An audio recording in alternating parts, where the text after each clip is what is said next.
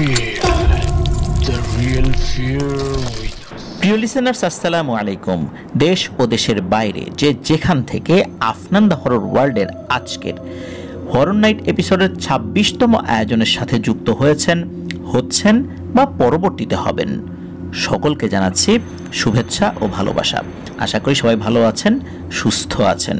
প্রিয় লিসেনার্স, আজকের এই হরর নাইট এপিসোডে যেই ঘটনাটি আমরা আপনাদের সামনে উপস্থাপন করতে যাচ্ছি, এই ঘটনাটি মাছ ধরা কেন্দ্রিক হলেও আমি গ্যারান্টি দিয়ে বলতে পারবো আপনারা অনেকেই হয়তোবা এই ধরনের মাছ ধরা কেন্দ্রিক ঘটনা খুবই কম শুনেছেন। কখনো কখনো হয়তোবা শুনে থাকবেন, কখনোই বলবো না যে কখনোই শোনেন নাই, এটা বলার কোনো সুযোগ নেই। তবে আমি এতটুকু বলতে পারবো যে মাছ ধরা কেন্দ্রিক এই ধরনের ঘটনাগুলো খুবই কম পাওয়া যায়। আর এমনই একটি ঘটনা আমাদেরকে পাঠিয়েছেন হাসান জাহিদুর রহমান পিয়াল। ওনার বেশ কিছু ঘটনা এর আগেও আমরা প্রচার করেছি, ভয়ের শিহরণ বইয়েও ওনার ঘটনা প্রকাশিত হয়েছে। ওনার বাড়ি ঝালকাঠি জেলার রাজাপুর উপজেলায়। রাজাপুর উপজেলা থেকে আমরা যেই দুইজনের ঘটনা একটু বেশি পাই, তার মধ্যে একজন হচ্ছে সাংবাদিক এনামুল হক আবির ভাই, আর আরেকজন হচ্ছে এই হাসান জাহিদুর রহমান পিয়াল। তো আজকে হাসান জাহিদুর রহমান পিয়াল ভাইয়ের ঘটনাই আপনাদের সামনে উপস্থাপন করতে যাচ্ছি। তো ঘটনাটি এই রাজাপুর উপজেলারই কোনো একটা গ্রামে, সঙ্গত কারণে গ্রামের নামটি বলছি না, এছাড়া অন্যান্য যে ব্যাপারগুলো রয়েছে সেগুলো বলছি। মূলত এই ঘটনাটি পিয়াল তার এক বন্ধুর কাছ থেকে সংগ্রহ করেছেন। ওই বন্ধুর পরিবারের সাথেই ঘটে যাওয়া ঘটনা, যেটি এখনও চলমান রয়েছে। কিন্তু সঙ্গত কারণে ওই বন্ধুর নামের অংশ বিশেষ, মানে ওই নামটা তো পুরো নামের একটা অংশ বিশেষ উপস্থাপন করা হচ্ছে, যাতে করে নামের সত্যতাটাও বজায় থাকলো এবং ওই লোকটারও কোনো সমস্যা হলো না। তো এভাবেই ঘটনাটি আপনাদের সামনে উপস্থাপন করতে যাচ্ছি। তো মূলত ঘটনাটি যার সাথে ঘটে তার নাম হচ্ছে জামাল শিকদার নামক একজন ব্যক্তি। ওনার বয়স ৫০ কি ৫৫ বছর হবে। এই জামাল কাকার পেশা মূলত হচ্ছে কৃষিকাজ করা। তবে তার যারা সন্তানরা রয়েছেন, ছেলে বা মেয়েরা যারা, তারা কিন্তু প্রতিষ্ঠিত। আর উনি শখের বসেই মূলত কৃষিকাজ এখন করছেন। তো কৃষিকাজের পাশাপাশি তার একটা নেশা রয়েছে, সেটা হলো মাছ ধরা। বিশেষ করে বৈশাখ মাসে যখন শক্ত ফসলি জমিতে পানি উঠে যায়, তখন উনি মাছ ধরতে নামেন। শুধু উনি না, গ্রামের অনেকেই মাছ ধরতে নামেন আর কি। তো গ্রামের অনেক মানুষই তখন ট্যাটা বা কোচ আর লাইট নিয়ে বের হয় মাছ ধরার জন্য। কিন্তু অন্যদের থেকে এই জামাল কাকা বা জামাল শিকদার কাকা উনি একটু আলাদা। উনি সাথে লাইট নেন ঠিকই, কিন্তু অধিকাংশ সময় লাইট জ্বালান না। অন্যরা এই জামাল কাকাকে অন্ধকারের মধ্যে ফসলি জমির ভিতর কোমর সমান পানির মধ্যে লাইট বন্ধ করে নির্জনে নিঃশব্দে হাঁটতে দেখেছে। হঠাৎ করে তাকে এই ফসলি জমির বিভিন্ন জায়গায় অনেকেই দেখে ভয় পেত। তখন উনি বলে উঠতেন, আরে বেটা, আমি জামাল, ভয় নেই রে, তোরা মাছ ধর, আমি ভূত প্রেত না। তো উনি মূলত সাথে ট্যাটা নিতেন না, উনি সাথে নিতেন বিশাল বড় ধারালো এক রামদা। মূলত উনি অন্য সবার মতো টাকি মাছ, কই মাছ, মানে আমাদের দেশি যে মাছগুলো রয়েছে, যে মাছগুলো পাওয়া যায়, উনি ওইগুলো ধরার চেষ্টা করতেন না। ওনার টার্গেট থাকতো শুধুই বোয়াল মাছ ধরা। আর বড় বোয়াল নাকি ট্যাটা দিয়ে রাখা যায় না, কোপ দিলে বোয়াল মাছ বেশি বড় হলে ট্যাটা ভেদ করে নাকি মাছ বের হয়ে যায়। কারণ বোয়াল মাছ তো খুব পাতলা বডির, মানে তাদের বডিটা তো পাতলা। যাই হোক, তার জন্য উনি বড় দা দিয়ে বোয়াল মাছ কোপানোর চেষ্টা করতেন। আর উনি লাইট না জ্বেলে অন্ধকারে ধানের যে মাঠ, ওই মাঠের মধ্য দিয়ে উনি হাঁটতেন যখন মাঠে পানি উঠে যেত। তো বোয়াল মাছ আবার লাইটের আলো দেখলে পালিয়ে যায়। বোয়াল মাছ দলবদ্ধ হয়ে বের হয়, তাই বোয়াল মাছ কাছাকাছি আসলে যারা মাছ মারতে পারদর্শী তারা বুঝতে পারেন, কারণ পানির মধ্যে তাদের ছোটাছুটির একটা অন্য ধরনের নাকি শব্দ পাওয়া যায়। কাছাকাছি গিয়ে লাইট জ্বালিয়ে দেরি করা যাবে না, সাথে সাথে ওই ঝাঁক থেকে যে কয়টা কোপানো যায় আর কি, দা দিয়ে, আর এই জন্য বিশাল বড় ধারালো রামদায়ের প্রয়োজন হয়। উনি সেটাই নিতেন সাথে। আর উনি এই বোয়াল মাছ ধরায় খুবই পারদর্শী। এই কারণে ওনার কিন্তু চারদিকে এই বোয়াল মাছ ধরায় বেশ নাম ডাক রয়েছে। যদি নতুন অবস্থায় কেউ মাছ শিকার করতে এসে রাতের বেলায় বোয়াল মাছের ঝাঁক দেখে বা বোয়াল মাছের ঝাঁকের সে সামনে পড়ে যায়, তাহলে কিন্তু কোনো মানুষ হঠাৎ করে ভয় পাবে। কারণ হচ্ছে, যেটা ওই জামাল শিকদার কাকা বলেছিলেন, যে এই বোয়াল মাছের মুখটা তো অনেক বড়, সে হা হয়ে নাকি পানিতে সাঁতার কাটে। আর বোয়াল মাছের আকৃতির জন্য নাকি অনেকটা সাপের মতো দেখা যায়। তাদের মুখ এতটাই বড় থাকে যে হঠাৎ করে এটাকে দেখলে মনে হয় এটা রাক্ষস। যাই হোক, তো জামাল কাকা এই বোয়াল মাছ ধরার জন্য তো এলাকায় বেশ পরিচিত। তো এটা মূলত আমরা জামাল কাকার একটা বর্ণনা দিলাম। এইবার আসলে আমরা মূল ঘটনাতে চলে যাই। ঘটনাটি ঘটেছিল আজ থেকে প্রায় 7-8 বছর আগের। এই ধরেন যে 2016-17 এরকম একটা সময় আর কি। তো এক বৈশাখ মাসের সন্ধ্যায় জামাল কাকা তার বাড়িতেই অবস্থান করছিলেন। ওই দিন আকাশটা মেঘাচ্ছন্ন, আর দমকা বাতাসের সাথে বিদ্যুৎও চমকাচ্ছিল, আর মাঝে মাঝে বজ্রপাতের বেশ শব্দ শোনা যাচ্ছিল। মনেই হচ্ছিল কালবৈশাখী ঝড় ছুটতেও পারে। তাই জামাল কাকা মাছ ধরতে যাবেন না বলে ঠিক করেন।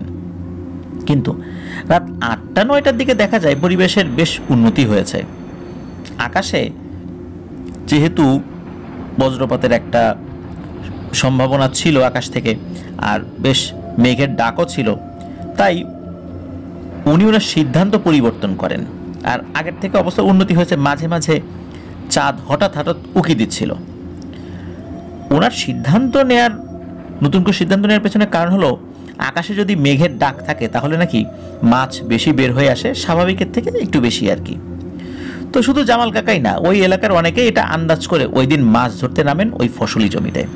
সবাই ট্যাটা, লাইট, ব্যাগ, প্রয়োজনীয় জিনিস নিয়ে মাছ ধরতে যান। আর জামাল কাকাও তার প্রয়োজনীয় জিনিস যেমন রামদা, লাইট আর ব্যাগ, আর ওনার তো বিড়ি খাওয়ার অভ্যাস ছিল, এই বিড়ি এবং লাইটার, গ্যাস লাইটার আর কি, দ্য গ্যাস লাইট আমরা যেটাকে বলি। তো এটা নিয়ে উনি মাছ ধরার উদ্দেশ্যে ঘর থেকে বের হয়ে যান।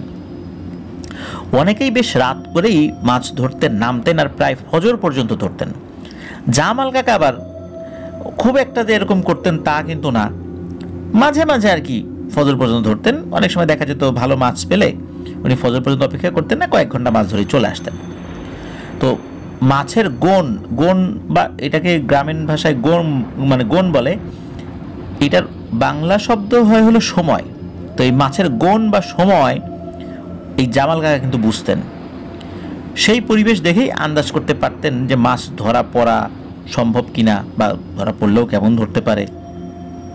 তো উনি মূলত ওই গোন বা সময়গুলোতেই মাছ ধরতে বের হতেন। সব দিন কিন্তু উনি বের হতেন না। অনেকেই শুধু জামাল শিকদার কাকা বুঝতেন তা না, অনেকে কিন্তু এই গোন বা সময় বুঝতেন। প্রতিদিন তো আর রাত জেগে মাছ ধরা সম্ভব না, উনি তো কৃষিকাজ করেন। আর এলাকার অন্য যারা মাছ ধরতে রাতের বেলা ওই ধানি ফসলি মাঠে যেতেন, তারা কিন্তু সবাই মিলে এলাকার যে ধানের মাঠ বা কোলাগুলো আছে তার পাশ দিয়ে বয়ে যাওয়া ছোট বড় নালা বা খাল বা বেরগুলোর সাথে এই ধানের মাঠের একটা যে চেলা বা সুড়ঙ্গ কেটে দিয়ে যেন মাছগুলো ওই খাল বা নালা দিয়ে খুব সহজে যেন ওই মাঠে উঠে আসতে পারে, এরকম কাজ করে দিতেন আর কি। তো জামাল কাকাদের এলাকায় বেশ কয়েকটি ধানের মাঠ রয়েছে। প্রতিটি ধানের মাঠের আলাদা আলাদা নাম আছে। ঠিক তেমন একটা মাঠ যার নাম হচ্ছে পূব কোলা, মানে পূর্ব দিকের কোলা। তো এই মাঠটি বেশ ঢালু, তাই প্রায় কোমর সমান পানি হয় এখানে। আর এই পূবকোলার পাশ দিয়ে বড় একটা খালও বয়ে গেছে। ওই খালের সাথেও ওই পূবকোলার একটা চেলা বা ছোট সংযোগ স্থল তৈরি করা আছে। আর এই কোলায় কিন্তু বেশ ভালোই মাছ পড়ে। এই পূবের কোলায় বেশি পানি থাকায় মাছ ধরতে কিন্তু কষ্টও হয়, আর এটা বড়ও অনেক। মাঝে মাঝে মানুষজন ভয়ও পেয়েছে এই পূব কোলায়। এই চারপাশের এক পাশে তো শুধু বাড়িঘর, আর বাকি 3 পাশটায় কিন্তু জঙ্গল, খাল। তো বেশ ভয় লাগাটাই কিন্তু স্বাভাবিক এই পূব কোলায়। কিন্তু এখন কিন্তু পাশে বড় একটা খাল থাকায় আগের মতো এরকম নাই। এখনও বেশ ভালোই মাছ পাওয়া যায়, এখনও বোয়াল মাছ শিকার করার জন্য এটা কিন্তু খুব একটা আদর্শ জায়গা। একটু প্রবলেম ওই সময় ছিল বা এখনও আছে, মানুষজন ভয় টয় পেলেও এখনো মানুষজন ওখানে আসে। তো জামাল কাকা এই পুবের কোলাতেই যান, কিন্তু উনি পুবের কোলায় না নেমে এই খালের পাড় ধরে হেঁটে হেঁটে তাদের তৈরি করা চেলাগুলোর কাছে গিয়ে একটা চেলার কাছে অপেক্ষা করতে থাকেন অন্ধকারের মধ্যে। লাইট জ্বালাচ্ছেন না উনি। এটা মোটেও কিন্তু সাধারণ ব্যাপার না, কারণ চেলাগুলো একদম খালের পাশে নির্জন জায়গায় খনন করা হয়। আর একা একা ওইখানে অন্ধকারে বসে থাকা মোটেও সহজ কথা নয়। কিন্তু জামাল কাকা খুবই সাহসী একজন মানুষ। তো তিনি এভাবেই এক একটা জায়গায় গিয়ে চুপটি করে বসে থাকতেন। খাল থেকে বোয়ালের যে ঝাঁক ওই চেলা দিয়ে প্রবেশ করবে ধানের মাঠের মধ্যে, আর তখন মাছের ঝাঁকের ওই চলাচলের একটা শব্দ আছে, তা শুনে জামাল কাকা লাইট জ্বালান আর রামদা দিয়ে যে কয়টা পারেন কুপিয়ে রেখে দেন। তো কোপালে অনেক সময় মাছ দুই ভাগ হয়ে যেত, আঘাতপ্রাপ্ত হয়ে মরে ভেসে উঠতো অল্প সময়ের মধ্যে। তখন এগুলো আবার এক জায়গা করে উনি নিয়ে আসতেন। তো উনি বোয়াল মাছ ধরার জন্য এই পদ্ধতিটাই বেশি ব্যবহার করতেন। তো যাই হোক, ওই দিনও জামাল কাকা ওই পুব কোলার পাশ দিয়ে খালের গা ঘেঁষে বয়ে যাওয়া ছোট মেঠো পথ দিয়ে ঝোপ জঙ্গলের মধ্যে দিয়ে একা একা তার পরিকল্পনা অনুযায়ী চেলার কাছে যান। তো উনি ওখানে গিয়ে মাছের ঝাঁকের জন্য অপেক্ষা করবে। তো সেখানে পৌঁছে বেশ কিছুক্ষণ উনি অপেক্ষা করেনও। একটা বড় তাল গাছের নিচে কোলার দিকে মুখ করে বসে আছেন জামাল চাচা। তার সামনে কোলা বা ফসলি জমি, আর পেছনে বড় একটা খাল, আর এর মাঝে ছোট একটা মাটির রাস্তা। যাই হোক, রাত তখন বেশ গভীর, খালে জোয়ার এসেছে, চেলা দিয়ে ধানের যে মাঠ ওই মাঠের মধ্যে পানি ঢুকছে। জামাল কাকা প্রায় 2 ঘন্টা অপেক্ষা করছেন। তো উনি ধানের যে মাঠ ওই মাঠের দিকে মুখ করে বসা অবস্থায় তার আশেপাশে বা কাছে দূরে অনেক মানুষকে উনি মাছ ধরতে দেখছেন। আর জামাল কাকা যেই জায়গাটাতে বসে আছেন সেখানে বসে থাকাকালীন ওখানে বেশ কিছু মানুষ যারা একটু কাছাকাছি চলে আসে, তারা কেউ কেউ জামাল কাকাকে দেখেন, কিন্তু জামাল কাকা সবাইকে দেখছেন। সবাই যে জামাল কাকাকে দেখেন তা কিন্তু না, শুধু কাছে আসলেই দেখা যায়। তো মাছ ধরতে ধরতে কয়েকজন তো ওইদিকে এসেছেন, জিজ্ঞেস করছেন এই ওখানে কে বসা। তখন জামাল কাকা বলে আমি জামাল, এই বিড়ি খাবি নাকি, আয় বিড়ি খেয়ে যা। তখন কেউ আবার জামাল কাকার সাথে এসে একটু বিড়ি খেয়ে আবার চলে যায়। তো এইভাবে প্রায় 2 ঘন্টা এরকম চলে। তবে 2 ঘন্টার মধ্যে শুধু 2 জনের সাথেই জামাল কাকার কথা হয়েছে, আর জামাল কাকার সাথে তারা একটু গল্প করে বিড়ি খেয়ে চলে গেছে। তো জামাল কাকা কিন্তু অনেককেই দেখছেন, কিন্তু তাদেরকে কিন্তু কাছে ডাক দেন নাই, আর তারা বেশি কাছাকাছি ওইভাবে আসেনও নাই, আর অনেকেই বুঝতেও পারেন নাই যে জামাল কাকা এখানে বসে আছেন। তো যাই হোক, তাদের এলাকার এক যুবক যার নাম হচ্ছে সুলাইমান, সেও মাছ ধরতে প্রায় জামাল চাচার কাছে চলে এসেছিলেন। তো জামাল চাচাকে দেখে তখন ওই সুলাইমান জামাল চাচাকে বলে ওঠে, ও জামাল ভাই, তুমি এখানে কখন আসলা? তোমাকে তো ধানের মাঠের ওই দিকটাতে চেলার কাছে বসে থাকতে দেখে জিজ্ঞেস করলাম যে এই মাথায় আসবা কিনা, তখন তুমি তো বললা যে না, আর এখন দেখি তুমি এখানে চুপটি করে বসে আছো, বলো নাকি?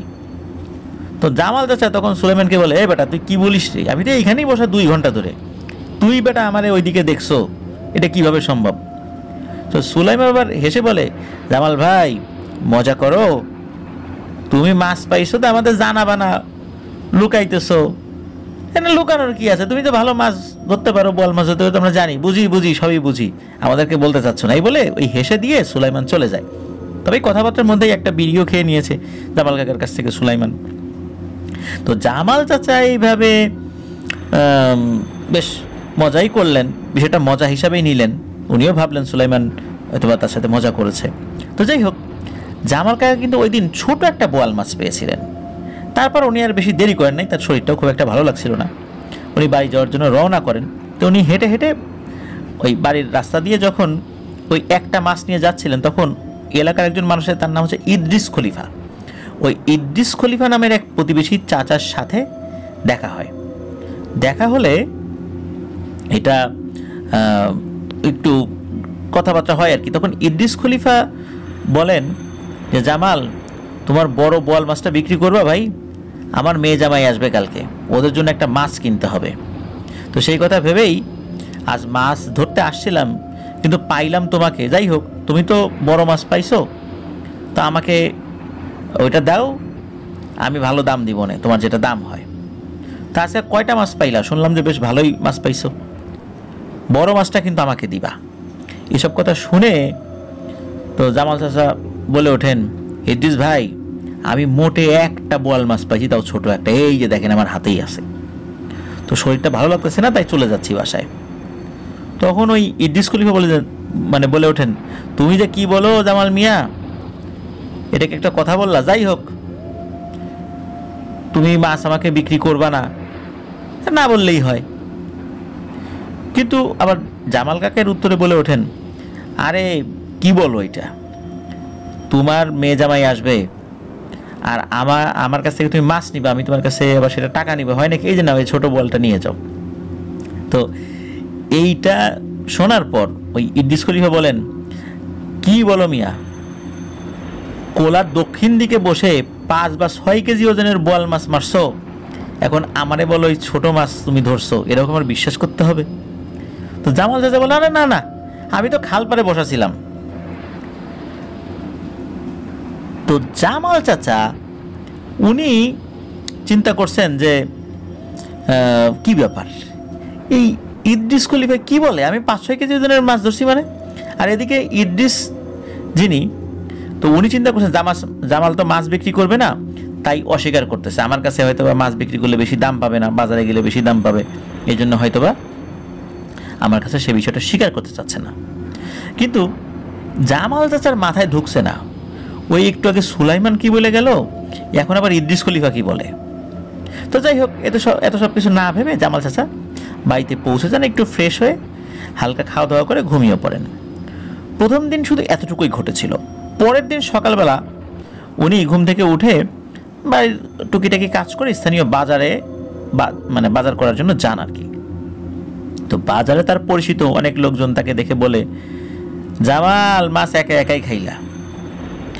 সে এসব কথার তেমন উত্তর না দিয়ে মনে মনে একটু রাগ করেন আর বলেন যে একটা মাত্র ছোট বোয়াল মাছ মারছি, তা নিয়ে এত কথাবার্তা বলতেছে, আল্লাহ জানে এর থেকে বড় বোয়াল মাছ তো কতই মারছি, কিন্তু সেগুলো নিয়ে এত কথা হইল না, কিন্তু এই ছোট একটা বোয়াল ধরছি, কেন যে এত কথা হচ্ছে তা তো আমার বোঝা যাচ্ছে, বোধগম্য হচ্ছে না, আল্লাহ ভালো জানে।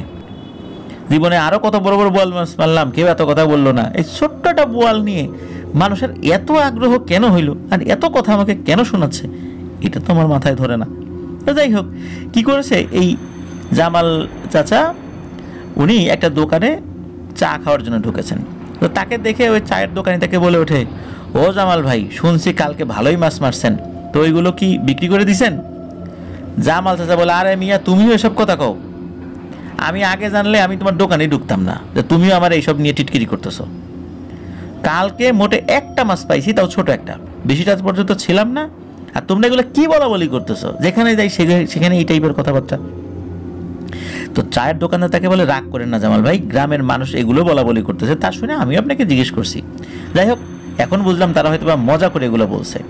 তবে জামাল ভাই, আপনার মাছ ধরার ঘটনাটা নিয়ে কেউ হয়তো বা গুজব ছড়িয়ে দিছে, তা না হলে কিন্তু মানুষ এই বিষয়টা নিয়ে এমনভাবে কথা বলছে, তাদের মুখ দেখে কিন্তু আমার কাছে মনে হয় নাই যে তারা মজা করতেছে বা ইয়ার্কি করতেছে। যাই হোক, বাদ দেন, চা খান। তা জামাল চাচা চা খেয়ে বাজার নিয়ে বাড়ির পথ ধরেন। আর ওনার সুলাইমানের উপরে খুব রাগ হয়েছে, কারণ হচ্ছে সুলাইমান তাকে মাছ ধরতে দেখেছে, আর সুলাইমানই হয়তো বা এই গুজবটা ছড়িয়ে দিছে। তো প্রতিমধ্যে আবার সুলাইমানের সাথে দেখা হয়। তো জামাল চাচা তাকে একটু রাগের সরে বলে, নেই বেটা সুলাইমান, তুই এসব কি বলিস? গ্রামের সবাই আমাকে মাছের কথা জিজ্ঞেস করে, আমি কোথায় কালকে বড় বড় মাছ পাইলাম, 5-6 কেজি ওজনের বোয়াল মাছ পাইলাম, কোথায় পাইলাম?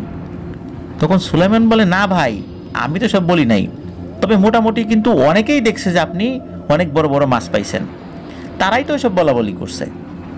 তো এইসব বলে সুলাইমান চলে যায়। জামাল চাচা এই সামান্য বিষয় নিয়ে আর বাড়াবাড়ি না করে বাড়িতে চলে আসেন। বাড়িতে এসে দেখেন তার বড় ছেলে বেশ বড় একটা মাছ কাটছে। তো উনি জিজ্ঞেস করেন, কিরে, মাছ কই ফেলি, কখন ধরলি? তার ছেলে এই জামাল কাকার দিকে তাকিয়ে থাকে অবাক হয়ে। আর ওইদিকে জামাল চাচার স্ত্রী তাকে বলে, কেন, কালকে রাত্রে তুমি প্রথমবার এসে এই মাছটা দিয়ে আবার চলে গেলে, তারপর আবার একটা মাছ আনলা ছোট, তো ওইটা রেখে দিছি, আর ছেলেরে বললাম যে এই বড় মাছটা কাট, আর তুমি এখন জিজ্ঞেস করতেছো যে সে মাছ কই পাইছে। জামাল চাচা এইসব শুনে মাথায় হাত দিয়ে বসে পড়েন। তার স্ত্রীর ছেলেরা তার কাছে এসে বলে যে কী হয়েছে। তখন জামাল চাচার এই কি মানুষজন কথাবার্তা বলছে, বাজারে গিয়ে কী হয়েছে, চায়ের দোকানে কী হয়েছে, সুলাইমানের সাথে কী হয়েছে, এই সমস্ত কথাগুলো বলেন। এবং জামাল চাচা এটাও বলেন যে সত্যিকার অর্থেই জামাল চাচা নাকি মাত্র একটা ছোট বোয়ালই পেয়েছেন, আর মূলত ওই ছোট বোয়ালটি তার স্ত্রী আবার রেখে দিয়েছে, আর বড়টা কাটতে বলেছে তার ছেলেকে। তার ছেলেও মাছ কাটতে খুব পারদর্শী, কারণ মাছ ধরে তো রেগুলার। এই সমস্ত কথা শুনে আর জামাল চাচার যেই এক্সপ্রেশন বা তার অভিব্যক্তি, এটা দেখে পরিবারের সবাই বিশ্বাস করেন যে আসলেই অন্যরকম কিছু একটা ঘটেছে। কে দিয়ে গিয়েছিল রাতের বেলা জামাল চাচার রূপ ধরে এই বড় বোয়াল মাছটি? তারা সবাই বুঝতে পারেন গ্রামের মানুষ কিন্তু ভুল কিছু বলে নেই, কিছু তো একটা ঘটতেছে যেটা জামাল চাচা ধরতে পারতেছেন না। তারা ওই যে বড় মাছটা যেটা নিয়ে বসেছিল ওই মাছটা না খেয়ে তারা ফেলে দেয়, আর ছোট মাছ যেটা রেখে দেওয়া হয়েছিল ওটা কেটে রান্না শুরু করেন। তো জামাল চাচা ও তার পরিবার, জামাল চাচা এবং তার পরিবারটা এই বিষয়টা এড়িয়ে যাওয়ার চেষ্টা করেন, যাতে গ্রামের মানুষ খুব একটা কিছু বুঝতে না পারে যে ওনার সাথে এই ধরনের ভয়ানক ঘটনা ঘটেছে, তাহলে মানুষজন হাসাহাসি করবে। এমনিতেই তো মানুষ বিভিন্ন সময় হঠাৎ করে তাকে দেখে ভয় পেত, এখন এই ধরনের ঘটনা ওনার সাথে ঘটা শুরু করেছে, বিষয়টা একটু হাস্যকর হয়ে যায় না? তো যাই হোক, এরপর সে বেশ কয়েকদিন আর মাছ মারতে যান নাই, তার কৃষিকাজের কাজ নিয়ে একটু ব্যস্ত হয়ে পড়েন। আর উনি তো যে মাছ ধরার যেই গুণ বা সময় ওটা তো বুঝতেন, তো উনি কয়েকদিন মাছ ধরতে না যাওয়ার কারণ ছিল হচ্ছে জোয়ারের গুণ বা সময় শেষ, এখন ভাটা লেগেছে, তাই পূবের কোলা সহ আশেপাশের কোলাগুলোতে পানি ঢুকছে না, আর পানি না ঢুকলে মাছও আসে না। এসব মিলে উনি কয়েকদিন মাছ ধরতে যান নাই আর কি। প্রায় 10 থেকে 15 দিন পর আবারও পানিতে ধানের মাঠ সহ বেশ কিছু রাস্তাঘাটেও বেশ পানি জমেছে আর কি, বা পানি উঠেছে, আর বেশ মাছও তখন উঠবে। তো ওই চিন্তা থেকে জামাল চাচার যে মাছ ধরার নেশা, সেই নেশায় তো আর উনি লাগাম টেনে ধরে রাখতে পারেন নাই। আবার উনি মাছ ধরতে ওই পূবের কোলায় গিয়েছেন। রাত তখন 12টারও বেশি বাজে, তবে এবার তিনি তার ছেলেকে সাথে নিয়ে গিয়েছেন। তার ছেলে হাতে ট্যাটা, আর জামাল চাচার হাতে বিশাল এক রামদা, আর ছেলের হাতে একটা লাইট, জামাল চাচার হাতে একটা লাইট, বাপ বেটার হাতে 2টা লাইট, আর একটা ব্যাগ নিয়ে বাপ বেটা মাছ ধরতে নেমে যান। ওই দিনও পূবের কোলায় অনেক মানুষ মাছ ধরতে নেমেছিল। তো জামাল চাচা তার এই নির্দিষ্ট যে স্থানগুলো আছে সেইগুলোর কাছে গিয়ে অপেক্ষা করতে থাকেন, আর তার ছেলেকে বলেন যে বাবা, তুই আশেপাশের কোলায় লাইট মেরে মাছ ধর, দেখ দেশি মাছ পাস কিনা, তবে বেশি দূরে যাস না, কিন্তু কাছাকাছি থাকিস। তখন তার ছেলে কোলার মধ্যে নামে আর মাছ ধরার কাজে লেগে যায়। তো মাছ ধরতে ধরতে তার এক বন্ধুর সাথে দেখা হয়ে যায়, সেও মাছ ধরতে নেমেছে। তারা বেশ কিছুক্ষণ গল্প করে, আর মাছ ধরতে ধরতে বেশ কিছুটা দূরে ওই কোলার মাঝে চলে আসে। বেশ কিছুক্ষণ পর তার ছেলে দেখে যে সে অনেকটা দূরে চলে এসেছে। তখন সে তার বন্ধুকে বলে, এই তুই যা, আমার আব্বা তো ওইদিকে আছে, একা একা আছে, আমি ওই দিকটাতে যাই। তো বন্ধুর কাছ থেকে বিদায় নিয়ে সে আবার তার বাবার দিকে এগিয়ে আসছে। তো সে তার বাবার কাছে আসার জন্য হাঁটা শুরু করেছে। তো পানির মধ্যে কোমর সমানের সময় পানি ছিল, খুব দ্রুত কিন্তু হেঁটে আসা যায় না কোমর সমান পানিতে। তারপর সে চেষ্টা করছে দ্রুত আসার জন্য। তো সে যখন কাছাকাছি পৌঁছায় তখন সে দেখে তার বাবার মতো একজন শুয়ে আছে একটা উঁচু জায়গায়, যেখানে পানি নেই, মনে হচ্ছে যেন ঘুমিয়ে আছে। আর ঠিক তার বাবার চেহারার মতোই, একদম বেশভূষা একদম তার বাবার মতো, সে বড় বড় বোয়াল মাছ ধরার চেষ্টা করছে। বেশ বড় একটা বোয়াল মাছের ঝাঁক উঠে এসেছে ওই চেলা দিয়ে, ওইগুলোতে সে মাছ ধরার চেষ্টা করছে। আর কিছু কিছু মাছ সে কুপিয়ে রেখেছে, যেটা পানিতে ভাসছে। এটা হলো তার ছেলে দেখছে। সে এসব দেখে তো হতভম্ব হয়ে যায়। কে যে তার বাবা এইটা সে বুঝতে পারছে না, ঠিক করতে পারছে না যে আসলে কে ওখানে যে শুয়ে আছে সে তার বাবা, না যে মাছ ধরছে সে তার বাবা। সে চিন্তা করে, আচ্ছা আমি কি ভুল দেখতেছি? সে আবার চোখ মুছে ভালোভাবে তাকিয়ে দেখে যে না, সে যে ভয়ানক বিষয়টা দেখছে আসলেই তাই ঘটছে। সে বাকরুদ্ধ হয়ে তাকিয়ে আছে।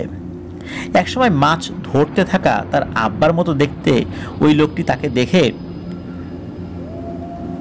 একটা কথা বলে, সেটা হলো, এই এদিকে আমার সাহায্য কর। একদম স্বাভাবিকভাবে তার বাবা যেভাবে ডাকে ওইভাবেই।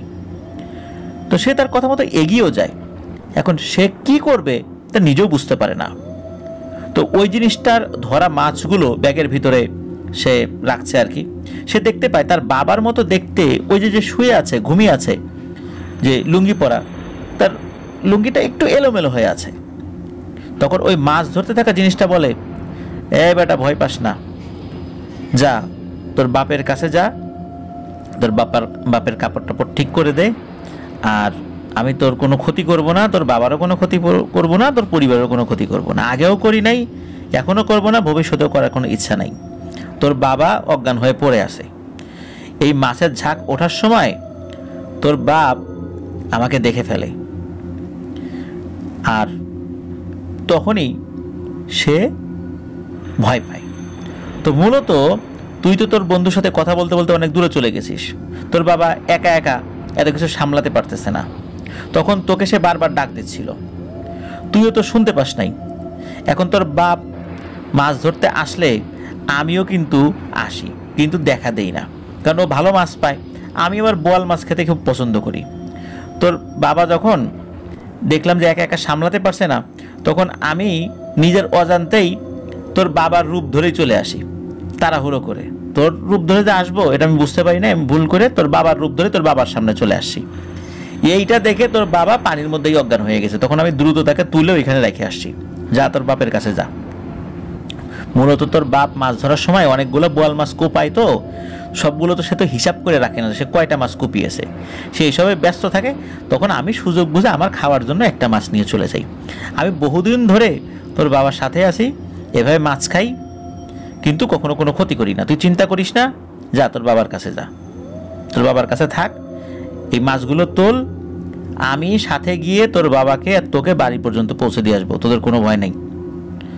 তো এখন এই ছেলেটা কি করবে সে তো মানে বুঝতেই পারতেছে না কি বলে। এরকম একটা মাছ খেকো দেও বা মেছো দেও কথা বলছে তার সাথে একদম তার বাবার মতো করে, ওদিকে তার বাবা পড়ে আছে ওইখানে, মানে ওর তো মাথায় কিছু কাজ করতেছে, আমি কি দেখতেছি। এখন ও অজ্ঞান হয়ে যাবে ভাব, তখন আবারও ওই জিনিসটা তাকে বলে, এই ছেলে ভয় পাস না, আবারও বললাম তো ভয়ের কিছু নাই, আর শোন তোর বাবাকে হুজুর কবিরাজ দেখানোর দরকার নাই, তোর বাবা এমনিতেই দেখবি যে কালকে ভালো হয়ে গেছে, বুঝছি, এখন আর তোর মাথা কাজ করবে না, চল তোদেরকে বাড়ি পর্যন্ত দিয়ে আসি। তো ওই অভাবটা কি করেছে, এই যে জামাল চাচাকে মানে একটা হাত তার কাঁধের উপর দিয়ে আমরা যেভাবে কোনো একটা অসুস্থ মানুষকে হাঁটিয়ে হাঁটিয়ে নিয়ে যাই, তো ওইভাবে তাকে নিয়ে যাচ্ছে। তো সেও তো খুব শক্তিশালী আর কি, মানে ওই পিশাচটা আর কি।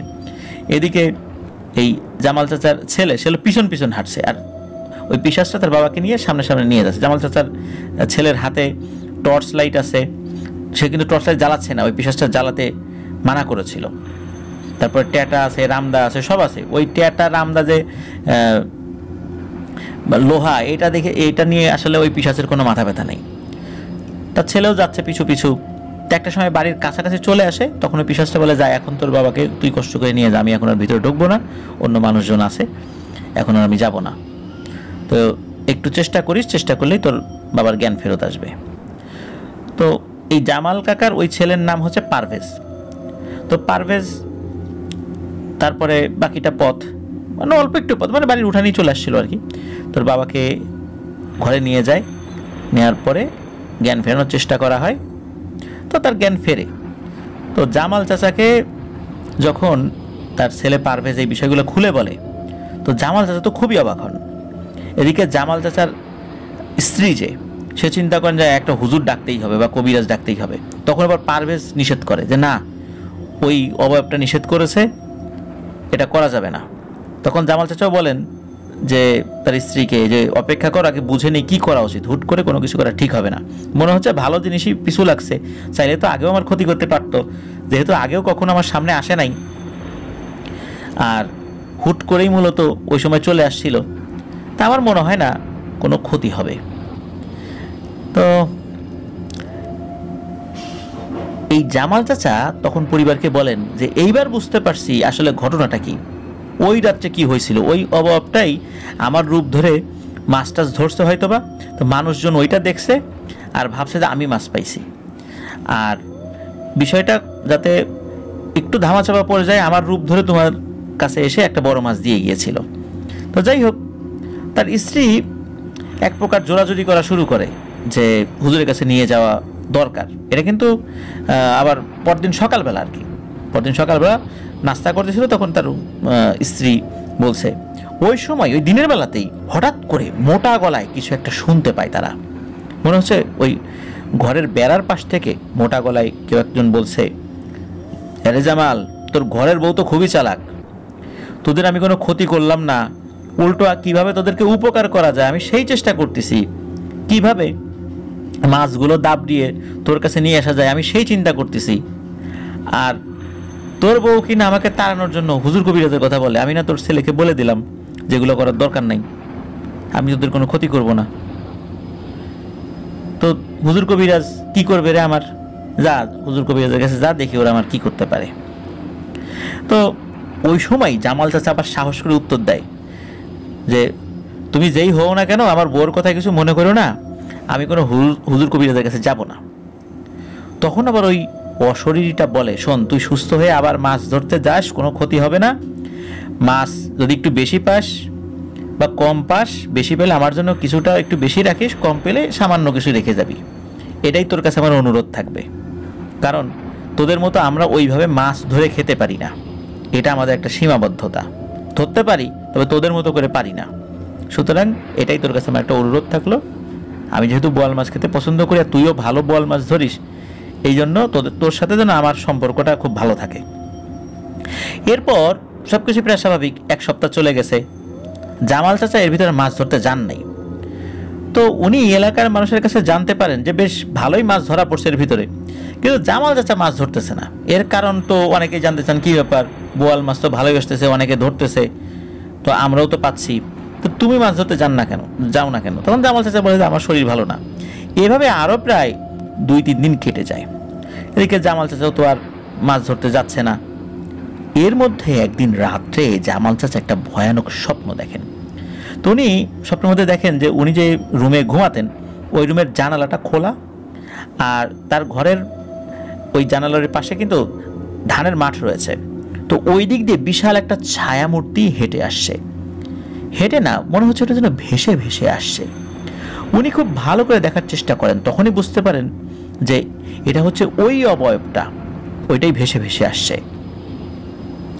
একটা সময় ওই অবয়বটা এই জামাল চাচার সুরত ধরে আসছিল, তো সে তার মূল সুরতে চলে আসে। তখন দেখে একটা লম্বা লিকলিকে দেহ, যার মুখটা অস্বাভাবিক রকমের লম্বা আর জিভটাও লম্বা। এই জিহবাটা ঝুলে রয়েছে, মানে মুখের বাইরে ঝুলে রয়েছে, আর চোখ দুটো কোটরের মধ্যে ঢুকে আছে, কিন্তু লাল টকটকে। চোখ দুটো ছোট কিন্তু লাল টকটকে, আর মনে হচ্ছে সে খুব রেগে আছে। তখন ওই অবয়বটা ফিসফিস গলায়, কিন্তু জোরে জোরে ফিসফিসিয়ে কথা বলা যায় না, ওই রকম। তো ওইভাবে বলছে, কিরে জামাল, তোরে না বলছি যে আমি তোর কোনো ক্ষতি করব না, তুই ঠিক যেভাবে মাছ ধরতি সেভাবে মাছ ধরবি, ভাগ্যে থাকলে পাবি, আমি চেষ্টা করবো যাতে তুই ভালো মাছ পাস, কিন্তু তুই কিন্তু মাছ ধরতে যাচ্ছিস না। আসলে আমারই ভুল হয়েছিল, ওই দিন তোকে সাহায্য করতে না আসলে তুইও ভয় পেতি না, আর আমারও মাছ না খেয়ে থাকা লাগতো না।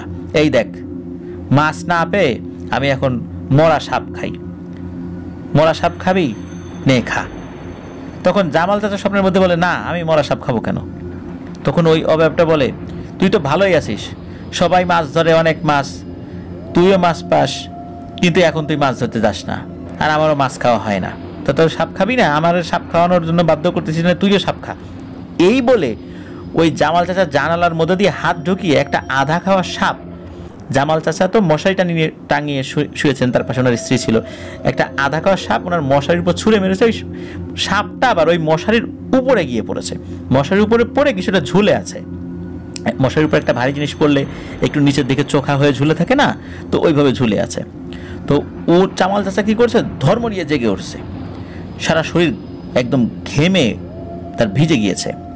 তো উনি ওই জানালার দিকে তাকিয়েছেন, জানালাটা কিন্তু খোলা ছিল। উনি দেখেন সত্যিই জানালার কাছে একটা অবয়ব দাঁড়িয়ে আছে।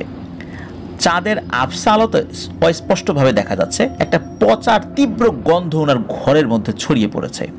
তো এসব দেখে উনি চিৎকার করে ওঠেন। ওনার পাশে শুয়ে থাকা তার স্ত্রী চিৎকার শুনে জেগে যান। তো উঠে লাইট জ্বালিয়ে দেখেন এক অদ্ভুত ঘটনা, বিছানার মশারির উপর ওই স্বপ্নে দেখা যে ব্যাপারটা ওইটাই সত্য হয়েছে। একটা পচা গলা আধ খাওয়া সাপ ওই মশারির উপরে পড়ে আছে। ওইটা দুর্গন্ধে একদম রুমের অবস্থা খারাপ। আর জানালার দিকে টর্চ মেরে তখন আর কোনো অভাব উনি দেখতে পান নাই। এদিকে জামাল চাচা কিন্তু ভয়ে জ্ঞান হারান নাই, তবে ভয়ে একদম গুটিসুটি হয়ে বসে আছেন। উনি তো চিৎকার চেঁচামেচি শুরু করেছেন, ওনার চিৎকারে ওনার ছেলে মেয়েরা ছুটে এসেছেন। তো জামাল চাচা স্বপ্নের কথা সবাইকে বলেন। তার স্ত্রী মেয়ে তখন বলে, বাবা তোমাকে হুজুরের কাছে যেতেই হবে। কি আর করা, পরের দিন সকালবেলা ঘুম থেকে উঠে খাওয়া দাওয়া সেরে এক কবিরাজের কাছে তারা যান। সে কবিরাজের কাছে সব কিছু খুলে বলা হয়। তো কবিরাজ সব কিছু শুনে বলে, জামাল তুমি তো প্রথমেই এই সমস্যার সমাধানের জন্য আসতে পারতা, আর যদি নাও আসতা তারপর তো তুমি অশরীরটার কথা শুনতে পারতা, মনে হয় না সে তোমার কোনো ক্ষতি করতো। তবে হ্যাঁ, দীর্ঘদিন যদি এই ধরনের কোনো মেছো দেও বা এই টাইপের পিশাচের সাথে মানুষ প্রত্যক্ষভাবে সম্পর্কযুক্ত থাকে, তাহলে কিন্তু মানুষের শারীরিক ক্ষতি হওয়ার সম্ভাবনা থাকে 100%। তো জামাল চাচা তাকে বলে যে এলাকার মানুষ তো বিভিন্ন জন অনেক কথা বলবে, কারণ তার তো মাছ ধরার প্রবল ইচ্ছা, আর আমার মাছ ধরার অভিজ্ঞতাও আছে। এখন এই সব দেখে অনেকেই কিন্তু বলতো এই জামালের সাথে মেসোপেতনি আছে, না হলে সে এত মাছ পায় কিভাবে। এখন সত্যি সত্যি মানুষজন যদি এটা জানে তাহলে তো মানুষ খুব হাসি তামাশা করবে, তখন তো গ্রামে মুখই দেখাতে পারবো না যে সত্যি সত্যি মেসোপেতনি তাকে ধরছে। তখন জামাল চাচা বলেন যে হুজুর আপনি এটা একটা ব্যবস্থা করেন। তখন ওই হুজুর বা কবিরাজ উনি বলেন যে এই বিষয়টা খুব গোপন রেখো, আমি দেখি কি করা যায়। এই বলে ওই জামাল চাচার উপর ওই জিনটাকে হাজির করানোর চেষ্টা করেন। তো বেশিক্ষণ চেষ্টা করতে হয় নাই, অল্প সময়ের মধ্যেই ওই জিনটা জামাল চাচার উপর হাজির হন। হাজির হয়েই জামাল চাচার যে পরিবার ছিল তাদেরকে বলছে, কিরে জামাল রে, সত্যি সত্যি তোরা হুজুর কবিরাজের কাছে নিয়ে আসলি? আচ্ছা সমস্যা নাই, এসেই এই কথা বলছে। তো কবিরাজ জিনের সাথে কথা বলার জন্য মানে কেবল মুখ খুলেছে, সাথে সাথে ওই জামাল চাচার শরীর ভিতরে ছিল তো তো হাত উঁচু করেছে, হাত উঁচু করে কবিরাজকে থামিয়ে দিয়েছে এবং বলছে, থাক, কিছুই বলতে হবে না আপনাকে, আপনি কি বলবেন আমি জানি, আপনি তো বলবেন আমাকে চলে যেতে হবে, আর আমি যদি না যেতে চাই যে কোনোভাবেই হোক আপনি আমাকে তাড়িয়ে ছাড়বেন, তাই তো এগুলোই তো বলবেন। এ তো খুব সাধারণ কথা, আপনাকে এসব কিছুই করতে হবে না, আমি ওকে এমনিতেই ছেড়ে দিয়ে চলে যাব। তবে এই জামালের পরিবার তোরা শুনে রাখ, এতদিন কিন্তু এই জামালকে অনেকবার আমি হাতের মুঠোয় পেয়েছি, কিন্তু কখনো কোনো ক্ষতি করি নাই। আমার মতো আরও পিশাচ ওই বিলে আছে, তারা ক্ষতি করার চেষ্টা করলেও আমার কারণে ওরা ক্ষতি করতে পারে নাই। কিন্তু মনে রাখিস, আমি জামালের কাছে আর কখনোই আসবো না, কিন্তু জামাল যেন আমার কাছে কখনো না আসে। আমি জামালের কাছে আসবো না, কিন্তু জামাল যদি আমার কাছে আসে তাহলে মনে রাখবি ওর জীবন কিন্তু শেষ। আমি চলে গেলাম। এই বলেই ওই মেছো পিশাচটা চলে যায়। হুজুর কিছু কথা বলারই সুযোগ পায় নাই। তো হুজুর বলেন যে এই জিনটা খুবই ধূর্ত। এর মধ্যে আবার জামাল চাচারও যখন জিনটা চলে গেছে, জামাল চাচার সেন্স ফেরত আসছে। এতক্ষণ কি হয়েছে উনি তো বলতে পারেন না।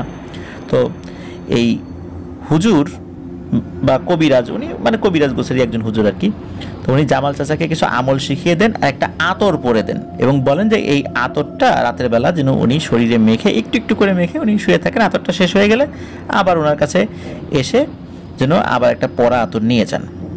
তো এইভাবেই যেন উনি মানে চলেন আর কি, এইভাবেই চলতে হবে তাকে, আল্লাহর রহমতে কোনো সমস্যা হবে না। তো এই তদবির নিয়ে জামাল চাচা বাড়িতে ফেরত আসেন। এরপর বেশ কিছুদিন সব কিছু স্বাভাবিক, কোনো সমস্যা না। জামাল চাচাও তার রেগুলার জীবনে ফেরত আসেন। বাড়ির আশেপাশের ডোবানালাতে রাতে লাইট হাতে ট্যাটা দিয়ে মাছ ধরতে যান। ওই যে আগের মতো ওই রামদা নিয়ে ওইভাবে যেতেন না, এটা হুজুর নিষেধ করেছেন, পরিবারের সদস্যরাও তাকে খুব কঠোরভাবে নিষেধ করেছেন, এই জন্য উনি যান না। তো জামাল চাচা মাছের সিজনে তার বাড়ির সাথে ওই যে যেহেতু ধানি মাঠ রয়েছে, ওখানে চিন্তা করছে ছোট্ট একটা মাছের আড়ত দেব, যারা মাছ ধরে আমার কাছে এসে মাছ বিক্রি করে যাবে, পরে এই সবগুলো মাছ একসাথে বাজারে নিয়ে পরে আবার বড় আড়তে বিক্রি করব। তাতে আমার মাছ ধরার নেশাটাও টিকে থাকলো, আর আমারও পুকুরের মধ্যে নামা লাগলো না বা এই খালের মধ্যে নামা লাগলো না। উনি এই চিন্তা করেছে। তো উনি এই চিন্তা অনুযায়ী কাজ শুরু করেছেন। উনি যারা মাছ ধরতো, অল্প হোক বেশি হোক পাইকারিভাবে উনি কিনে নিতেন, আবার পরের দিন বাজারে পাইকারি দরে বিক্রিও করতেন। মোটামুটি লাভ হচ্ছিল ওনার, এভাবে ভালোই দিন কাটছিল। এভাবে প্রায় 2 বছর কেটে যায়। হঠাৎ একদিন রাতের বেলা জামাল চাচা তো ওই রাতের বেলায় আড়তে বসে থাকতে হয়, কারণ অনেকে মাছ ধরে ওই আড়তে এসে বিক্রি করে যায়। এগুলো কিন্তু সব রাতের বেলায় হয়, দিনের বেলা খুব একটা হয় না। তো আড়তে বসে আছেন। ওই দিন আবার তেমন মাছ টাছ আসেনি, মানে মানুষজন মাছ টাছ নিয়ে খুব একটা আসে না ওই দিন। ওই দিন মানুষ টুকটাক যতটুকু মাছ পেয়েছে ধরে বাড়িতে নিয়ে গেছে। এদিকে আবার বাইরে থেমে থেমে বৃষ্টি হচ্ছে, বিদ্যুৎ চমকাচ্ছে, মাঝে মাঝে ছোট ছোট বজ্রপাতের আওয়াজও শোনা যাচ্ছে। চাঁদের আলো তেমন একটা নেই, বেশ থমথমে পরিবেশ। তো গভীর রাত্রে জামাল চাচার আড়তে একজন আগন্তুক আসে। তার হাতে একটা লাইট আর কোমরের কাছে গুজে রাখা একটা টেটা, ছোটোখাটো একটা টেটা, আর 2 ব্যাগ মাছ। তো মাছগুলো বিক্রি করলে কেমন দাম পাবে তা ওই লোকটা জানতে চান। তখন জামাল চাচা ওই মাছগুলো তাকে দেখাতে বলেন। তো ওই আগন্তুক তাকে মাছ দেখান। তো জামাল চাচা তখন তার গ্রাম কোথায়, নাম পরিচয় ইত্যাদি জিজ্ঞেস করে, কারণ ওনাকে আবার আগে জামাল চাচা কখনো দেখেননি। তো ওই লোকটি ভালোভাবে কোনো উত্তর দেয় না, তবে সে এতটুকু বলে, আমার বাড়ি দূরে, আপনি আমাকে ওইভাবে চিনবেন না, আমি এই এলাকায় বেড়াতে আসছি। তো শরীর খারাপ লাগছে আর মাছও ভালো পাইছি, তো বাড়ি তাড়াতাড়ি চলে যাই চিন্তা করলাম আর কি। তো জামাল চাচার কথা না বাড়িয়ে মাছ দেখে একটা দাম বলেন। ওই লোক আর কথা না বাড়িয়ে ওই টাকাটা নিয়ে চলে যায়। তো জামাল চাচা চিন্তা করেন বেশ ভালোই লাভ করেছেন, কারণ বেশ কম দাম। তো আসলে শুরুর দিকে তো কম দামই বলতে হয়, পরে বার্গেন করে আসলে দাম একটা লেভেলে এসে ফিক্সড হয় আর কি। তো উনি প্রথমে যে দাম বলেছেন সেটাই দিয়ে দিয়েছেন। এই চিন্তা করে জামাল চাচা খুব খুশি, এটা পরের দিন বাজার আরও বেশি দামে বিক্রি করতে পারবো আর কি। তো এভাবে নাকি প্রায়ই ওই আগন্তুক আসতো আর কম দামে জামাল চাচার কাছে মাছ বিক্রি করে দিত। জামাল চাচাও মনে মনে ওই আগন্তুকের অপেক্ষায় থাকতেন, কারণ তার কাছ থেকে কম দামে মাছ কেনা যায়। সে মনে হয় একটু বোকাশোকা, মাছের দাম সম্পর্কে অতটা অবগত না। তো ওই আগন্তুক নাকি সপ্তাহে 2 থেকে 3 দিন আসতো। তো জামাল চাচা তার ছেলে বা পরিবারের অন্য সদস্যরা যারা আছেন, তো তাদের কাছে এই বিষয়টা বলছিলেন যে একজন আগন্তুক আসে। কিন্তু জামাল চাচার ছেলে বলে, কই, আমিও তো তোমার সাথে দীর্ঘ সময় থাকি, আমি তো কখনো এরকম লোকরে দেখলাম না, কখন আসে, কে আসে? তখন জামাল চাচা বলে, আরে নিয়ে এলো এই এলাকার মেহমান, এই জন্য খুব একটা চিনিস না, আর লোকটার টাকার সমস্যা তো, তাই মনে হয় চুপচাপ এসে মাছ বিক্রি করে। পারতপক্ষে যখন লোকজন শূন্য থাকে আর তুইও যখন আশেপাশে থাকিস না, তখনই দেখি যে ওই লোকটা আসে। তো এদিকে কি হয়, একদিন রাত্রে মাছের কিন্তু খুব চাপ বলতে অনেকেই মাছ মানে পেয়েছেন, জামাল চাচার আড়তে এসে মাছ বিক্রি করছেন। তো জামাল চাচা এবং তার বড় ছেলে আড়তে কাজ করছেন। রাত তখন প্রায় 3টা।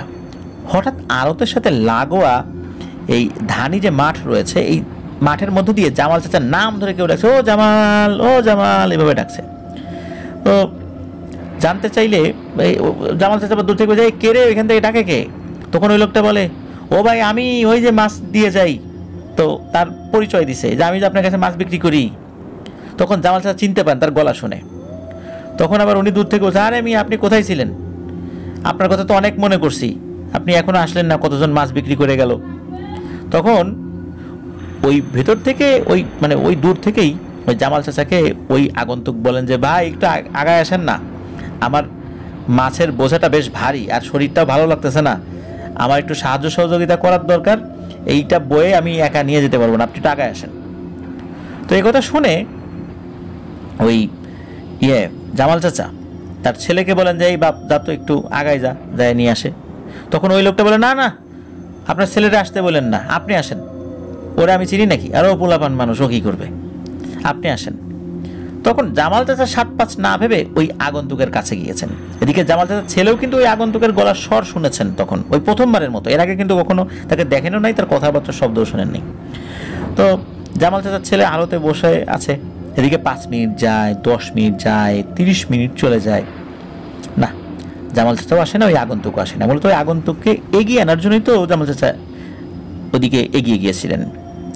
এদিকে যেই জায়গা থেকে ডাক এসেছিল, ওই শব্দটা এসেছিল, ওখান থেকে কিন্তু হেঁটে আসতে সর্বোচ্চ 5 মিনিট লাগার কথা, হেঁটে যেতেও 5 মিনিট লাগার কথা, এতক্ষণ তো লাগার কথা না। জামাল চাচার বড় ছেলে লাইট নিয়ে সামনের দিকে আগায়, কোথাও তার বাবার হদিস নাই। দূরে একটা লাইটের আলো দেখা যাচ্ছে, বোঝা যাচ্ছে ওখানে কেউ মাছ ধরছে। তখন জামাল চাচার ছেলে চিৎকার করে বলছে, এই কে ওখানে? তখন সে আবার তার পরিচয় দেয়। তখন বলে যে আমার আব্বাকে দেখছো? তখন সে আবার ওইখান থেকে রিপ্লাই দেয়, বলে না দেখি নাই তো। এমনিতেই তো জামাল চাচার সাথে একটা ঝামেলা ছিল, হঠাৎ করে এরকম একটা বিষয় হলো, কোনো বিপদ আপদ হলো না তো? তখন জামাল চাচার ছেলে দ্রুত, তার বাসা তো একদম কাছেই আর কি, দ্রুত বাসায় যায়, তার মা সহ আরও তার যার ভাই বোন আছে সকলকে ডাকে। তারা তো ওই সময় ঘুমিয়ে গিয়েছিল, আর তখন তো 3টারও বেশি। তারাও তো বের হয়ে আসছে, আরতের কাছে আসছে, খোঁজাখুঁজি শুরু করে।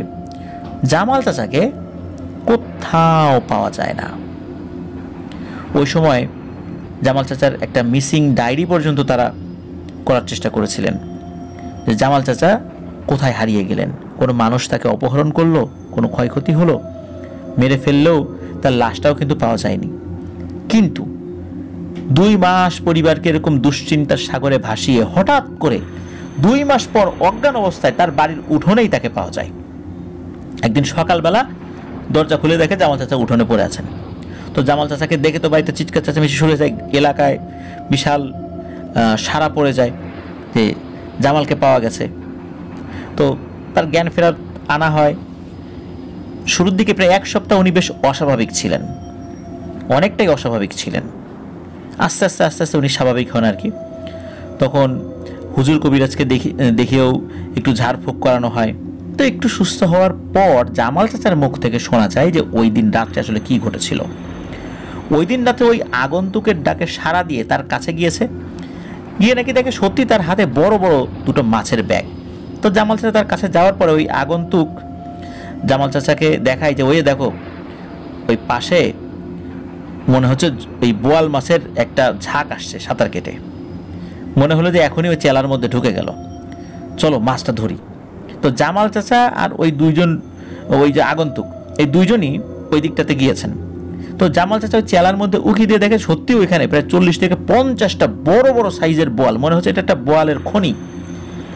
তো ওই চেলার মধ্যে মাথা ঢোকানো অবস্থায় একটু ভেতর দিকে জামাল চাচা আরও একটা অস্বাভাবিক জিনিস দেখেন।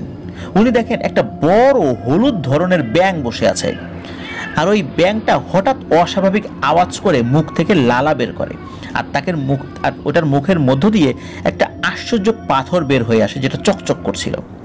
আর তখন ওই পাথরের রংটাও বিভিন্ন সময় পরিবর্তন হচ্ছিল, মনে হচ্ছে একটা পাথর ওর ভিতরে লাইট আছে, কখনো নীল, কখনো হলুদ, কখনো লাল, এরকম হচ্ছে।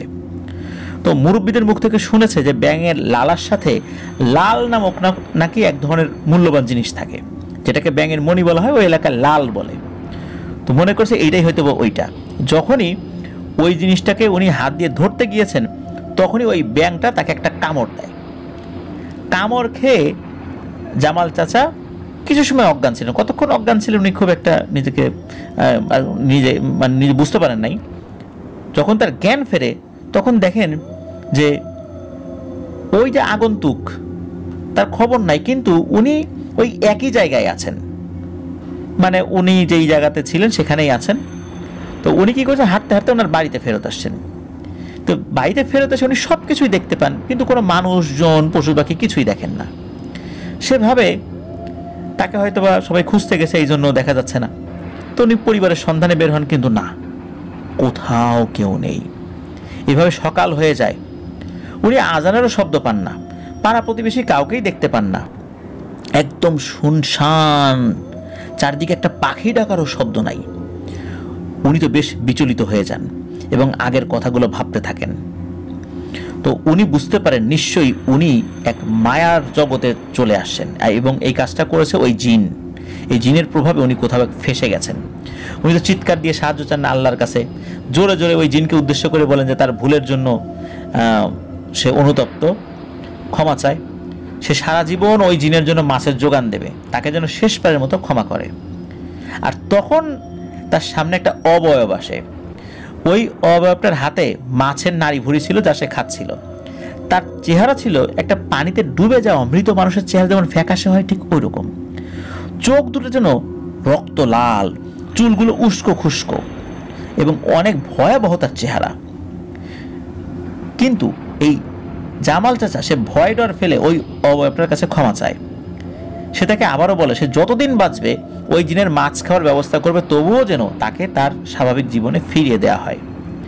সেও ওই জিনকে বলেন যে আমি এখন কিছুই ভয় পাচ্ছি না, আমি তোমাকে দেখেও ভয় পাচ্ছি না, তুমি চাইলে আমাকে মেরেও ফেলতে পারো, তোমার ভয়ঙ্কর রূপ আমার জন্য এখন আর তেমন কোনো ভয়ের ভাব উদ্রেক করছে না, কারণ আমি যেখানে আছি এখানকার নীরবতার যে ভয়ঙ্কর রূপ আমি দেখছি, যে একাকিত্ব, অসহায়তা, এখানে তোমার চেহারার এই ভয়াবহ রূপ সবকিছুই আমার কাছে পানসে হয়ে গেছে। তখন উনি আরও ওই জিনকে বলেন যে আমাকে যদি মেরেও তুমি ফেলো তাহলেও আমার লাশটা তুমি আমার বাড়িতে দিয়ে এসো, যেন আমার ধর্ম অনুযায়ী দাফন কাফন করা হয়। আমার চিরচেনা মানুষগুলো তারা যেন জানতে পারে যে আমার কি হয়েছে। আমি এই অসহায়ত্ব আর সইতে পারছি না। তখন ওই অবয়বটা তাকে বলে তোকে মেরে কি আর পাবো রে, তোকে আবার স্বাভাবিক জীবনে ফিরিয়ে দিয়েও তো আমার তেমন কোনো লাভ হবে না, তুই আর কতদিনই বা বাঁচবি, আর মাছ কতদিনই শিকার করবি, বয়স বেশি হয়ে গেলে তো আর মাছ শিকার করতে পারবি না। তখন জামাল চাচা বলে যে আপনি যতদিন বেঁচে থাকবেন, আমার পর আমার ছেলেরা, তারপর তার ছেলেরা, এভাবে বংশ পরম্পরায় ধারাবাহিকভাবে আপনি যতদিন চাইবেন তারা মাছ শিকার করলে তাদের সাধ্য অনুযায়ী আপনাকে ভাগ দেবে, আর আমিও আমার সন্তানদেরকে এই বিষয়ে ওসিয়ত করে যাব, এর কোনো নড়চড় হবে না বলে আমি কথা দিলাম। তখন ওই অশরীরটা বলে আচ্ছা এটাই তোর শেষ সুযোগ, আমি চাইলে তোকে মারতে পারি কিন্তু মারবো না, তুই কিন্তু এর আগেও আমাকে আমি যেটা নিষেধ করেছিলাম সেই কথা শুনিস নাই, রাখিস নাই, তারপরও তোর কথা আমি বিশ্বাস করলাম, আমি তোকে মারবো না, কিন্তু তুই যদি কথা না রাখিস তাহলে কিন্তু এর থেকেও ভয়াবহ অবস্থা হবে, মনে রাখিস। জামাল চাচাও বলেন আমি কথা রাখবো ইনশাল্লাহ। এরপর ওই জিনটা একটা অদ্ভুত নামে কাউকে ডাকেন, কি যে নাম এটা আসলে জামাল চাচা খুব একটা মনে করতে পারেন নাই। দেখেন যে কয়েকবার ডাক দেওয়ার পর ওই সেই ব্যাঙটা, হলুদ রঙের ব্যাঙটা লাফিয়ে লাফিয়ে ওই জিনের কাছে আসলো, আর ওই ব্যাঙটাকে বলে এই জামালকে কামড় দে। ওই ব্যাঙটা লাফিয়ে এসে জামাল চাচার হাতে কামড় দিলেন, কামড় দেওয়ার সাথে সাথে উনি অজ্ঞান হয়ে গেলেন। এরপর হুঁশ ফিরতেই তাকে নিজের বাড়িতে পড়ে থাকতে দেখেন। উনি যখন জ্ঞানে আসেন তখন উনি জানতে পারলেন উনি প্রায় 2 মাস নিখোঁজ ছিলেন। এই অল্প সময়ের মধ্যে 2 মাস চলে গেছে। জামাল চাচা কিন্তু এখন ভালো আছেন, সুস্থ আছেন, উনি এখনো মাছ ধরতে যান। উনি যখনই মাছ ধরতে যান তখনই নাকি ওই অশরীরীর জন্য কিছু মাছ রেখে যান। আমরা অশরীরী শব্দটা ইউজ করি, আসলে যারা এই ধরনের জিন তারা কিন্তু অশরীরী নয়, তাদের শরীর আছে, কিন্তু আমরা একটা প্রতিশব্দ ইউজ করি অশরীরী। অশরীরী মানে যার শরীর নাই, আমাদের মতো শরীর নাই, এই অর্থে আমরা অশরীরী শব্দটা ব্যবহার করি, কিন্তু তাদের শরীর আছে, তাদের মতো আছে। তো যাই হোক, জামাল চাচাও তার ছেলেদেরকে এই বিষয়গুলো বলেছেন। তার ছেলেরা পরবর্তীতে তার এই ওসিয়ত পালন করবেন, তার ছেলেরাও এই বিষয়ে তার বাবাকে কথা দিয়েছেন। এভাবেই চলছে, সবাই ভালো আছে আলহামদুলিল্লাহ। কিন্তু জামাল চাচার অরিজিনাল যেই গ্রামের ঠিকানা বা অরিজিনাল অবস্থানটা, এই অবস্থানটা আমরা বলতে অপারগ, বললে জামাল চাচার কোনো সমস্যা হতে পারে। এই জন্য আমরা এক্স্যাক্ট কিছু লোকেশন জানলেও সেই বিষয়টা এড়িয়ে গিয়েছি, জামাল চাচার কথা ভেবে, তার পরিবারের কথা ভেবে। প্রিয় লিসেনার্স, কেমন লাগলো মাছ ধরা কেন্দ্রিক এই ঘটনাটি? আশা করছি এই ধরনের ঘটনা আপনারা অনেকেই কম শুনেছেন। আমি শুরুতেই বলেছিলাম যে এই ধরনের ঘটনা খুব একটা পাওয়া যায় না। ধন্যবাদ জানাচ্ছি হাসান জাহিদুর রহমান পিয়ালকে, দারুণ দুর্দান্ত একটি ঘটনা আফনান দ্য হরর ওয়ার্ল্ডের লিসেনারদের জন্য পাঠিয়েছেন। এই কারণে বিশেষ বিশেষ ধন্যবাদ। প্রিয় লিসেনার্স, আমাদের চ্যানেলে এখনও যারা সাবস্ক্রাইব করেননি তারা দ্রুত সাবস্ক্রাইব করে ফেলবেন প্লিজ, আর লাইক বাটনটা প্রেস করে দেবেন, আমাদের এই ভিডিওর লিঙ্কটাও শেয়ার করে দেবেন। প্রিয় লিসেনার্স, আপনারা যারা ঘটনা পাঠাতে চান তারা লিখে অথবা রেকর্ড করে যে কোনোভাবে ঘটনা পাঠাতে পারবেন। afnandahourworld@gmail.com এই ইমেল অ্যাড্রেসে। ইমেল অ্যাড্রেসের স্পেলিংটা হচ্ছে AFNANTHEHORRWORLD afnandahourworld@gmail.com। এই স্পেলিংটাও আমরা আমাদের ভিডিও ডেসক্রিপশনে দিয়ে রেখেছি, সেখানে গিয়ে স্পেলিংটা চেক করে নিতে পারবেন। প্রিয় লিসেনার্স, আমাদের ফেসবুক পেজ এবং গ্রুপ রয়েছে আফনান দ্য হোল ওয়ার্ল্ড নামে, যেটার লিঙ্কও এই ভিডিও ডেসক্রিপশনে দেওয়া রয়েছে। সেখানে গিয়ে আপনারা আমাদের পরিবারের সদস্য হয়ে আমাদের ফেসবুক পেজে কমেন্ট করতে পারেন, ফেসবুক গ্রুপে পোস্টও করতে পারবেন। প্রিয় লিসেনার্স, আমার আরও একটি ইউটিউব চ্যানেল রয়েছে আফনান্স বি নামে, সেটাতেও আপনারা সাবস্ক্রাইব করতে পারেন। আজকের এই এপিসোড এখানেই সমাপ্ত করছি। প্রিয় লিসেনার্স, যারা আমাদের সাথে যুক্ত হচ্ছেন বা পরবর্তীতে হবেন, সকলকে আবারও শুভেচ্ছা জানাচ্ছি। আমার জন্য দোয়া করবেন, আমার পরিবারের জন্য দোয়া করবেন, আপনাদের জন্য দোয়া রইল, আপনাদের পরিবারের প্রত্যেকের জন্য দোয়া রইল। মহান আল্লাহ সুবহানাহু ওয়া তাআলা আমাদেরকে ভালো রাখুন, সুস্থ রাখুন, নিরাপদে রাখুন, আফনান দ্য হোল ওয়ার্ল্ডের সাথে রাখুন। আসছে সোমবার অমীমাংসিত রহস্যের আরও একটি নতুন এপিসোড শোনার আমন্ত্রণ জানিয়ে বিদায় নিচ্ছি। আসসালামু আলাইকুম। প্রিয় লিসেনার্স, আসসালামু আলাইকুম। দেশ ও দেশের